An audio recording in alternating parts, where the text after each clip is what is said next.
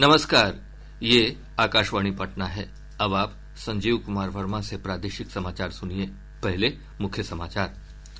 प्रसिद्ध अभिनेता मनोज कुमार का निधन, 87 वर्ष की उम्र में मुंबई में ली अंतिम सांस। राज्यसभा में भी वक्फ संशोधन विधेयक 2025 पारित, लोकसभा ने कल इसे दी थी मंजूरी।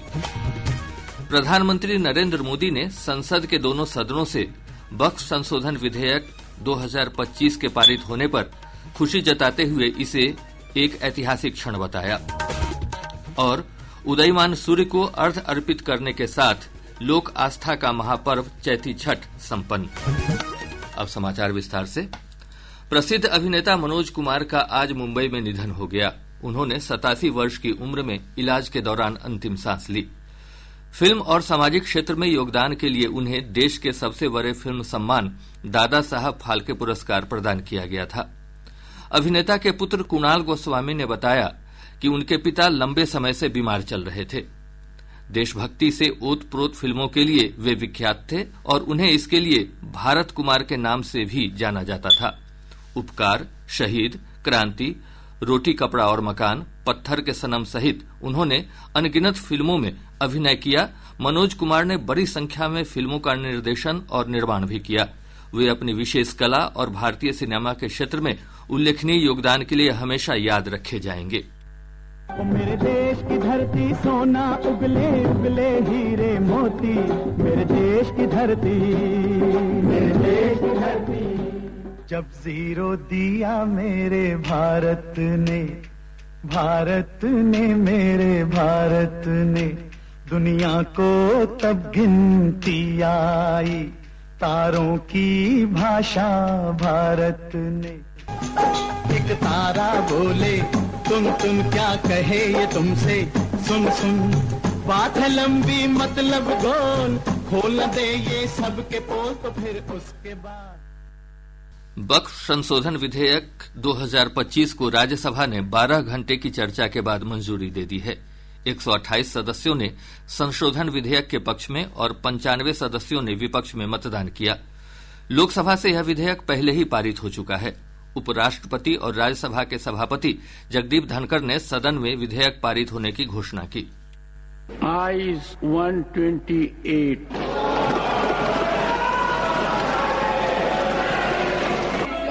95,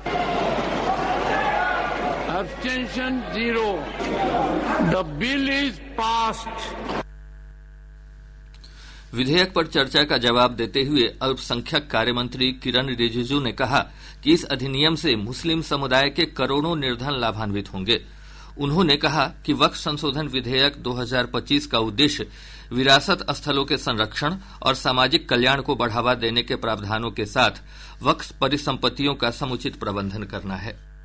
हमने जो नया प्रावधान लेके आया उसमें हर वक्फ बोर्ड में मुसलमानों में जो रिकॉग्नाइज्ड सेक्ट है सब मिलकर के वक्फ बनेगा। जो पिछड़े वर्ग है वो भी वक्फ बोर्ड में मेंबर होगा और out of 10 Muslims 2 members minimum shall be women.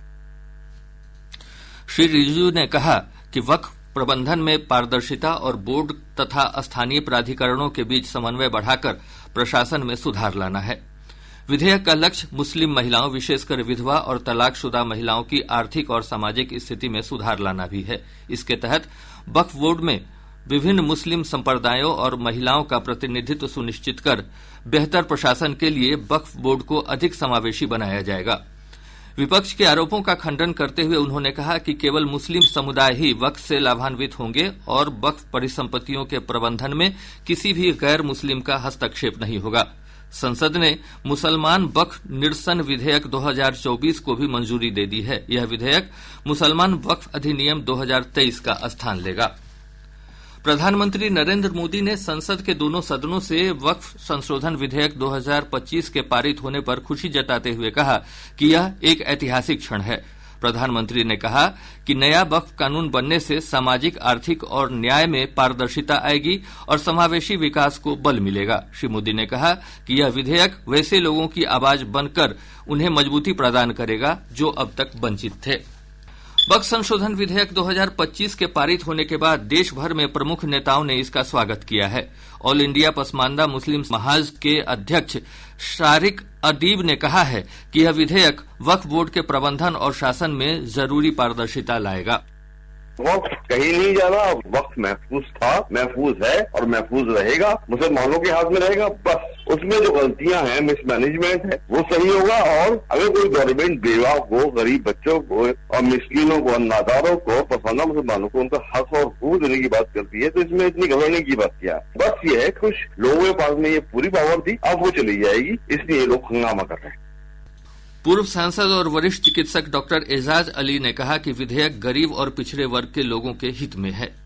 वक्त दिया गया था गरीबों के लिए, पिछड़े वर्ग के लिए दिया गया, जो कमजोर हैं तबके उनके लिए दिया गया था कि उनकी पढ़ाई लिखाई, कमाई, दवाई इसके लिए इस्तेमाल। लेकिन इन ओहदेदारों ने उसको अपना प्रॉपर्टी समझकर अपना यूज किया वक्त के नाम पर। न उससे समाज को कोई फायदा हो पाया, न सरकार को ही कोई फायदा हो पाया। सरकार ने तो वक्त दिया ही है, आप उसका जो कानून के हिसाब से जो रजिस्ट्री होता है, जो डॉक्यूमेंट्स होता है, उसको अवेलेबल कराइए। लड़ने झगड़ने से कोई फायदा है। यहाँ के जो आम अफसरान हैं, जो लेवल के लोग, वो तो मदद करना ही चाहते हैं। अगर आप लेने जाइएगा रजिस्ट्री का कागज तो आपको निकाल के देंगे, आपकी मदद करेंगे।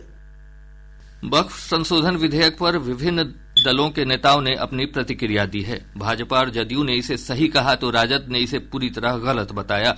जदयू के राज्यसभा सांसद संजय कुमार झा ने विपक्षी दलों पर मुस्लिम समुदाय में भ्रम फैलाकर वोट बैंक की राजनीति करने का आरोप लगाया है।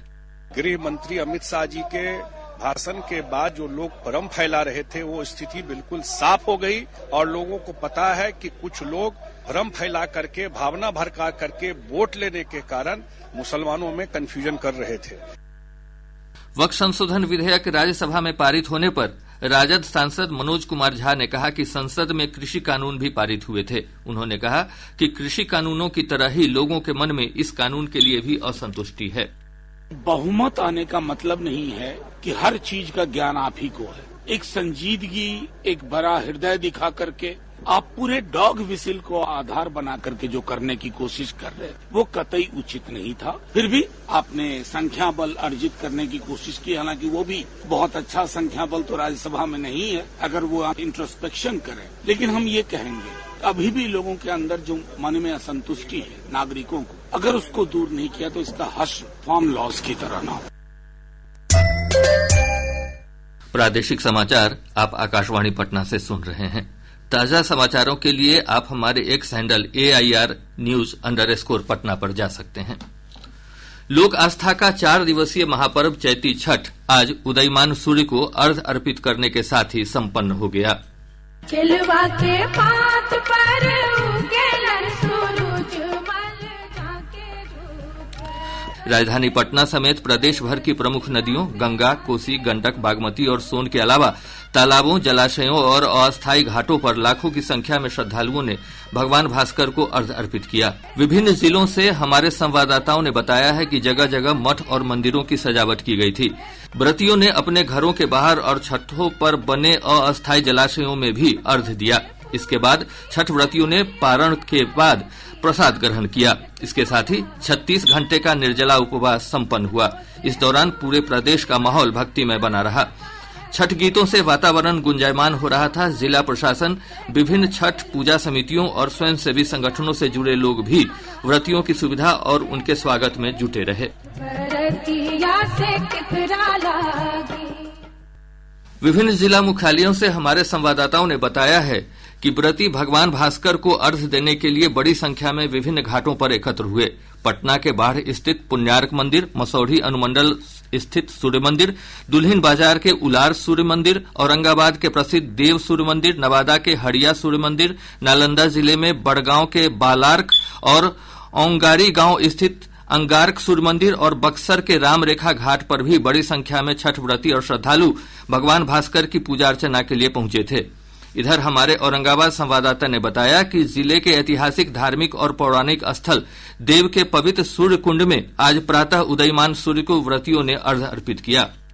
जिले के ऐतिहासिक और धार्मिक स्थल देव के पौराणिक सूर्य कुंड में चैती छठ व्रत के अवसर पर आज सुबह करीब 7 लाख छठ व्रतियों और श्रद्धालुओं ने उदीयमान सूर्य को अर्घ्य अर्पित किया। देश के विभिन्न राज्यों उत्तर प्रदेश, उत्तराखंड, मध्य प्रदेश, छत्तीसगढ़, उड़ीसा, पश्चिम बंगाल, दिल्ली, हरियाणा, राजस्थान और बिहार, झारखंड के कोने कोने से आए छठ व्रतियों की ओर से आज सुबह उगते हुए सूर्य को अर्घ्य अर्पित किए जाने के साथ ही 4 दिनों का यह पवित्र अनुष्ठान संपन्न हो गया। पूरे मेला क्षेत्र और मंदिर परिसर में सुरक्षा के दृष्टिकोण से बड़ी संख्या में पुलिस कर्मियों की तैनाती की गई थी। आकाशवाणी समाचार के लिए औरंगाबाद से कमल किशोर। नालंदा से हमारे संवाददाता ने बताया कि जिले के बड़गांव और औंगारी सूर्य मंदिर परिसर में भारी संख्या में श्रद्धालुओं ने भगवान भास्कर को अर्घ्य अर्पित किया। चैती छठ व्रत पर्व पर आज भारी संख्या में छठ व्रतियों ने जिले के प्रसिद्ध सूर्यधाम बड़गांव और औंगारी सूर्यधाम मंदिर में उदयमान भगवान भास्कर को अर्घ्य अर्पित किया। श्रद्धालु बड़गांव और औंगारी सूर्यधाम में तंबू लगाकर पिछले 4 दिनों से यहां डेरा डाले हुए थे। जिला प्रशासन ने सुरक्षा के व्यापक इंतजाम किए थे। दंडाधिकारी के साथ पुलिस बल को विभिन्न घाटों पर छठ व्रतियों की सुरक्षा के लिए तैनात किया गया था। आकाशवाणी समाचार के लिए नालंदा से निरंजन कुमार। प्रदेश के कई हिस्सों में आज सुबह से बादल छाए हुए हैं, जिसके कारण लोगों को कड़ी धूप से राहत मिल रही है। मौसम विज्ञान केंद्र पटना के अनुसार कल से दिन का तापमान बढ़ेगा, लेकिन रात के तापमान में गिरावट होने की संभावना है। अगले 24 घंटों के दौरान गया, नवादा और जमुई जिले में हल्की बारिश हो सकती है। वहीं गोपालगंज, बक्सर, कैमूर और रोहतास जिले में कुछ स्थानों पर तेज हवा के साथ मेघ गर्जन और वज्रपात का पूर्वानुमान है। अगले 24 घंटों के दौरान राज्य के गया, नवादा एवं जमुई जिले में हल्की वर्षा होने की संभावना है एवं राज्य के गोपालगंज, बक्सर, कैमूर एवं रोहतास जिलों के 1 या 2 स्थानों में मेघगर्ज, वज्रपात और तेज हवा 30 से 40 किमी प्रति घंटे की गति से चलने की संभावना है। पटना चिकित्सा महाविद्यालय और अस्पताल के सूक्ष्म जीव विज्ञान विभाग की ओर से आज बिहार ट्रोपोकॉन 2025 सम्मेलन का आयोजन किया जा रहा है। सम्मेलन का विषय है HIV पॉजिटिव मरीजों में परजीवी संक्रमण, एक बढ़ता हुआ खतरा। इस सम्मेलन में देश भर से 200 चिकित्सक शामिल हो रहे हैं। अब पटना से प्रकाशित प्रमुख समाचार पत्रों की सुर्खियां। आज के सभी समाचार पत्रों ने राज्यसभा में भी वक्फ विधेयक पारित होने की खबर को प्रमुखता से प्रकाशित किया है। हिन्दुस्तान ने विधेयक के पारित होने पर लिखा है, राज्यसभा में भी वक्फ संशोधन बिल पर मुहर। दैनिक जागरण ने इसी खबर पर शीर्षक दिया है, वक्फ संशोधन विधेयक पर संसद की लगी मुहर, लोकसभा के बाद राज्यसभा में भी आधी रात को पारित। दैनिक भास्कर की बड़ी खबर है, 40,000 शिक्षक नहीं बनना चाहते हैं राज्यकर्मी। और अब अंत में मुख्य समाचार एक बार फिर। प्रसिद्ध अभिनेता मनोज कुमार का निधन, 87 वर्ष की उम्र में मुंबई में ली अंतिम सांस। राज्यसभा में भी वक्फ संशोधन विधेयक 2025 पारित, लोकसभा ने कल इसे दी थी मंजूरी। प्रधानमंत्री नरेंद्र मोदी ने संसद के दोनों सदनों से वक्फ संशोधन विधेयक 2025 के पारित होने पर खुशी जताते हुए इसे एक ऐतिहासिक क्षण बताया। और उदयमान सूर्य को अर्घ्य अर्पित करने के साथ लोक आस्था का महापर्व चैती छठ संपन्न। इसके साथ ही आकाशवाणी पटना से प्रसारित प्रादेशिक समाचार का यह अंक समाप्त हुआ। आकाशवाणी पटना से अगला समाचार बुलेटिन दोपहर बाद 3:10 पर प्रसारित किया जाएगा।